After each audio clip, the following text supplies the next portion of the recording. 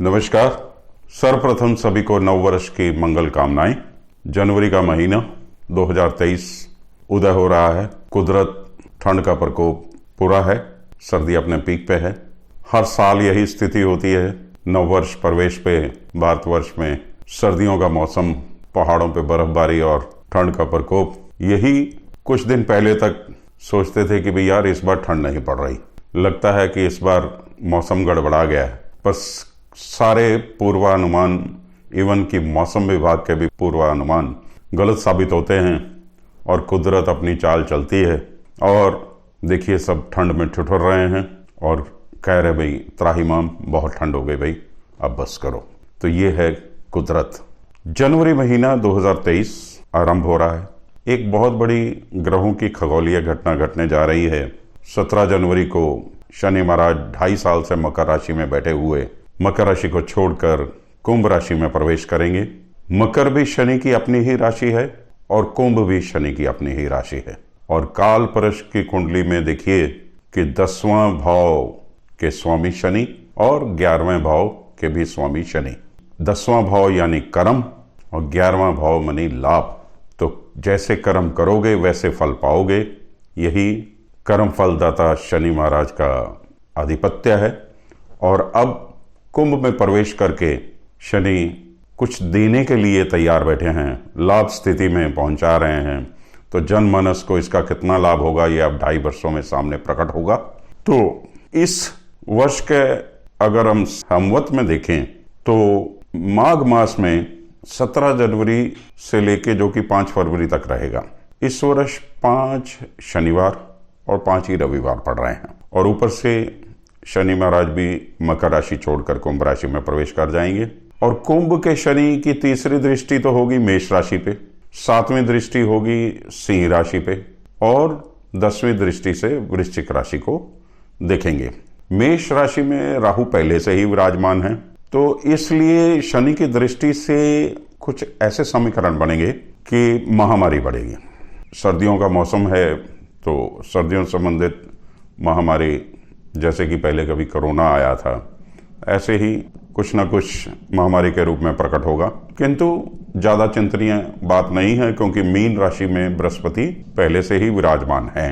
कहने का मतलब कि कुंभ के शनि और मेष के राहु के बीच में मीन राशि पड़ती है, तो वहां पे बृहस्पति बैठे हुए डैमेज कंट्रोल कर रहे हैं। इसके अलावा महंगाई बढ़ना लाजमी है, उपद्रव की घटनाएं बढ़ेंगी। सोशल मीडिया भी देखिए नेगेटिव रोल प्ले करने वाला है, खूब तनातनी रहेगी। सरहदों पे भी चिंता रहेगी, टेंशन की स्थितियां बनती रहेगी, आतंकवादी घटनाएं भी घटित होंगी। जैसा कि हमारे पड़ोसी हैं चीन और पाकिस्तान जैसे, तो इनसे कोई ज्यादा अच्छे की उम्मीद नहीं की जा सकती है। क्योंकि अब आगे देखेंगे 15 जनवरी से 11 मार्च तक गुरु मीन राशि में ही रहेंगे।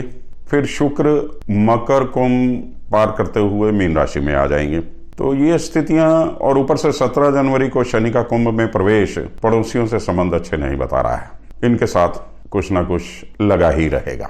बाकी यही परमात्मा से दुआ है कि सभी के लिए नववर्ष और जनवरी महीना मंगलकारी हो। इन्हीं शुभकामनाओं के साथ हम आगे बढ़ते हैं। सर्वप्रथम ग्रहों की स्थिति समझ लेते हैं। सूर्य धनु राशि में और धनु में ही बुध चल रहे हैं।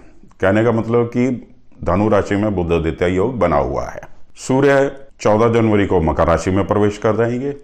मकर संक्रांति 14 जनवरी। मास आरंभ 1 जनवरी को चंद्रमा मेष राशि में। उसके बाद चंद्रमा अपने 2.25 घंटे दिन की चाल पे चलते हुए शेष राशियों का सफर अपना जारी रखेंगे। मंगल वक्री अवस्था में वृष राशि में है और 13 जनवरी को मंगल मार्गी हो जाएंगे। बुध वक्री धनु राशि में और 18 जनवरी को मार्गी हो जाएंगे। बृहस्पति मीन राशि में ही रहेंगे। शुक्र मकर राशि का सफर खत्म करके 22 जनवरी को कुंभ राशि में प्रवेश कर जाएंगे। शनि अपने 2.5 साल का मकर राशि का स्टे पूरा करके कुंभ राशि में 17 जनवरी को प्रवेश कर जाएंगे। राहु मेष में ही रहेंगे और केतु तुला राशि में। ये तो है ग्रहों की स्थिति।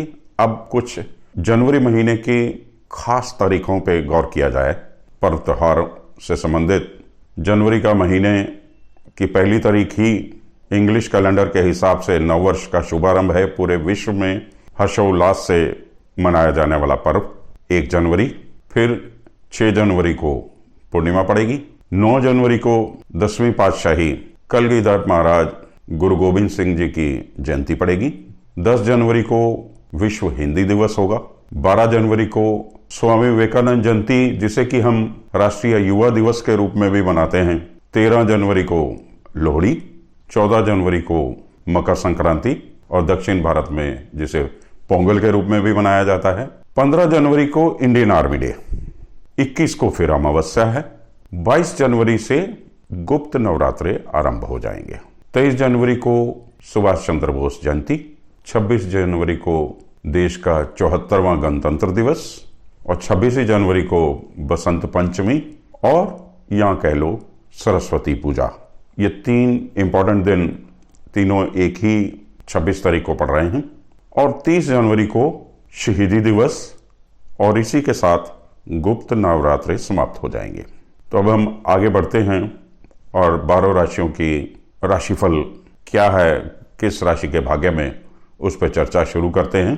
तुला राशि, राशि पे केतु और राशि से सप्तम में राहु चंद्र, मासारम में सूर्य पराक्रम स्थान में और मंगल अष्टम में, बृहस्पति छठे भाव। तो ग्रहों की स्थितियां या यूं कहें कि राशि के स्वामी शुक्र चौथे भाव में बहुत अच्छे फल दे रहे हैं, गाड़ी वगैरह पे खर्चा हो रहा है, सुखों की प्राप्ति हो रही है, चौपाई का लाभ हो रहा है और घर पे रेनोवेशन या कुछ नई चीजों पे, लग्जरी आइटमों पे खर्चा हो रहा है, उसके सुखों की प्राप्ति हो रही है।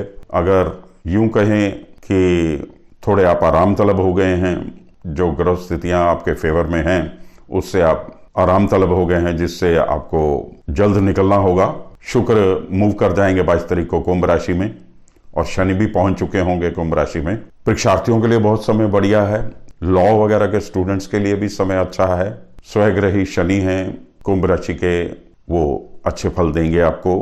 थोड़े पार्टनर से संबंधित समस्याएं उत्पन्न हो सकती हैं, जो लोग पार्टनरशिप के बिजनेस में हैं या इवन की जीवन साथी भी एक पार्टनर है, लाइफ पार्टनर है, तो उससे भी आपके मतभेद हो सकते हैं। इन्हें जितने जल्दी सुलझा लें उतना आपके लिए श्रेष्ठ है।